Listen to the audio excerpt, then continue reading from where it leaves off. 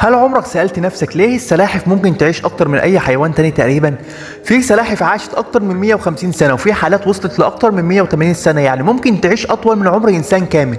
طيب إيه السر؟ أول سبب هو إن جسم السلحفاة بيشتغل ببطء شديد، قلبها بيدق ببطء وحركتها بطيئة، وحتى عملية الإيض عندها أبطأ من معظم الحيوانات، ولما الجسم يشتغل ببطء الخلايا بتتآكل ببطء برضه، وده بيخلي العمر أطول. السبب التاني هو إن السلاحف نادرا ما بتتعرض للافتراس، والسبب طبعا هو إن الصدفة الصلبة اللي بتغطي جسمها، الصدفة دي بتشتغل زي درع قوي بيحميها من الحيوانات المفترسة. في حيوانات كتير ممكن تعيش فترة قصيرة لأنها معرضة للخطر طول الوقت، لكن السلحفاة عندها حماية طبيعية قوية. السبب الثالث الغريب شوية هو إن جسم السلحفاة بيشيخ ببطء جدا.